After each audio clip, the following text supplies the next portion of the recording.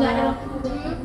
Si Igusti Ngurah Rai ini kayak seput-putan gitu loh, yang artinya habis-habisan. Jadi mereka tuh perang sampai bener-bener yang habis-habis. Makanya tadi dinamain hutan marga. Jadi si Igusti Ngurah Rai itu dia bunuh diri. Itu dia bunuh diri. Dia tuh kayak masuk itu. Terus dia pakai pisau. Terus dia masukin ke ini juga ke pihak Belandanya. Oh, jadi dia tusuk diri gini dilepas tusuk orang gitu. Jadi loh, jadi Pisaunya itu gimana sih? pisaunya kan enggak, iya ada dua. Itu pisau dua arah. Terus dia tuh lari ke orang-orang gitu loh. Orang-orang yang Masih sanggup lari. Merinding. iya kan. Aku juga pas dengar apa ini Sering sih. Paling lebih Bener-bener definisi yang habis-habisan. Iya. Habis-habisnya buat dihabisin aja. Gak bisa semuanya itu. terus semenjak itu tanggal 20 November itu apa namanya, nama Igusti Ngurah Rai itu tercatatlah sebagai pimpinan yang paling setia. Itu namanya juga digunain di apa namanya, di bandara. Terus tau gak sih Tuan Liok lama? Oh iya. Iya. Tapi emang layak sih buat dapat penghargaan. Iya, sesetia itu gitu loh. Saya merinding aja ikut. Perjuangannya nggak main-main, benar-benar dari awal sampai akhir tuh dia masih kekeh loh buat bertahan wilayahnya itu. Walaupun ya gitu. Berarti itu bukti peninggalan budaya. Nah, aku ada cerita juga ini dari ini apa perlawanan rakyat Makassar. Pada tahun 1946, Belanda ini mengembalikan kekuasaannya di Indonesia dengan membentuk MIP, Pusat Tenggara Indonesia Timur tadi. Sama kayak yang Sama tadi. kayak Negara Indonesia Timur. Organisasi yang aktif itu dalam perlawanan Belanda ini adalah PPNI. Apa tuh? PPNI itu Pusat Pemuda Nasional Indonesia. Nah, Belanda ini mengirimkan pasukannya yang dipimpin oleh Rama Westerling. Tujuan utama Westerling ini untuk menumpas pemberontakan pejuang rakyat Makassar ini dan menolak adanya MIT tadi, organisasi tadi. Dia nolak Ya, gitu ya? dia nolak. Westerling ini soalnya menetapkan kekerasan, terus teror-teror yang brutal gitu, nggak manusiawi. Pantas kalau ditolak. Pantas sih. Wajar sih ditolak kalau kayak gitu. Yang menggunakan metode Gestapo yang melibatkan penangkapan, penyiksaan dan pembunuhan. Pada tanggal Kejam ya, benar-benar nggak manusiawi kan. Lebih kejam dari semua ini masalahnya. pada tanggal 7 sampai 25 Desember 1946, Westerling ini membunuh 40.000 orang sipil yang tidak berdosa. Serius Bayangin, gitu 40.000. Iya, 40.000 orang Banyak dibunuh. banget. Sipil Kalau tadi 6.000 aja udah banyak kali. Iya, 3.000, 6.000 aja udah kaget, apalagi nih Pak. 40.000 loh. Kali-kali 40.000 kalau dulu itu dapat Dia pakai ilmu apa? Iya. iya lagi. Daun kus yuk. Bisa lah itu sebelah. Nah, rakyat Makassar ini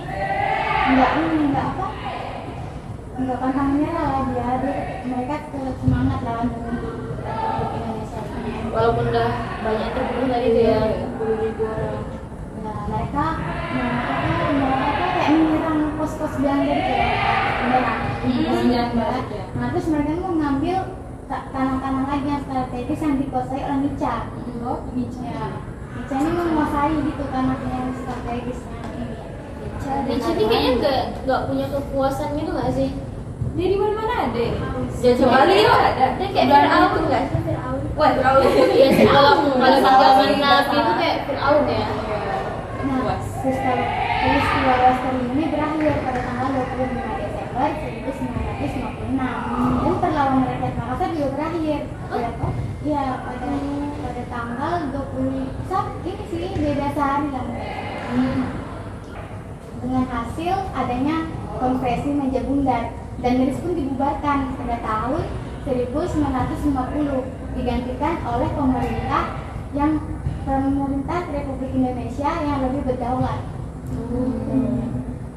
Jadi ini yang menang siapa nih? Indonesia. Indonesia Ya, menang. Indonesia. Itu berarti Karena kan digantikan kan oleh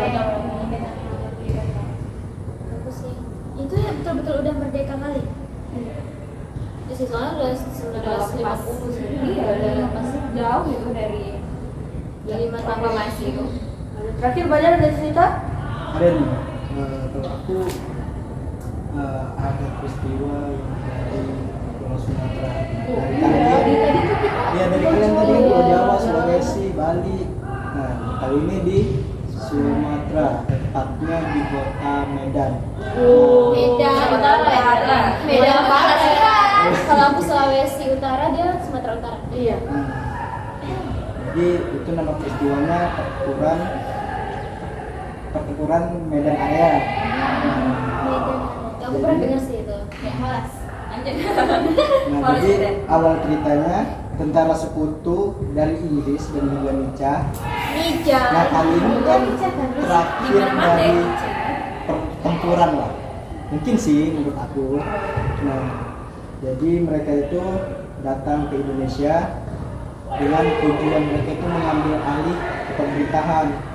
Nah, awalnya mereka disambut baik oleh rakyat Indonesia dengan alasan apa, untuk apa yang namanya, membebaskan tahanan Jepang Mirip lah sama tadi kan. Cerita tadi. Kayak alibi mereka tuh Alibinya sama tapi kita terlalu Indonesia nya percaya aja. Nah, jadi akhirnya pasukan sekutu yang di bawah komando Brigadir Jenderal Kelly ini mendapat perlawanan dari rakyat Indonesia. Nah, disitulah mulai tempur. Nah, kemudian pada 13 Oktober pecahlah perang antara pejuang Indonesia melawan Belanda yang kemudian dibantu oleh sekutu. Pertempuran tersebut meluas hingga ke Brastagi dan Pematang Siantar. Kayak pasar. Tempat yang dingin gitu. Tempatnya di mana?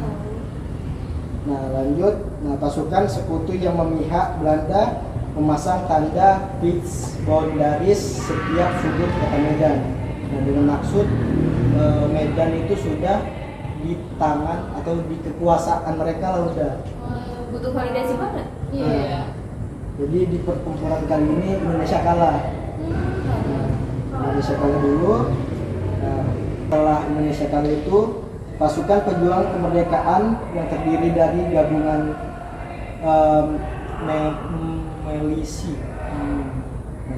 milisi dan TKR itu mereka bersatu terus membentuk apa ya,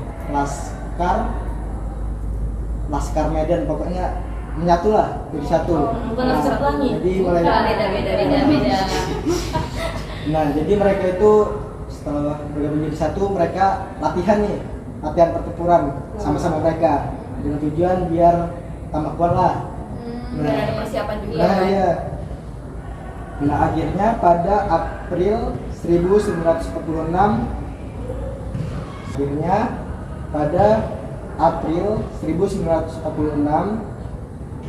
sekutu berhasil menguasai kota Medan. Selanjutnya pusat perjuangan rakyat Medan dipindahkan ke Pematang Siantar.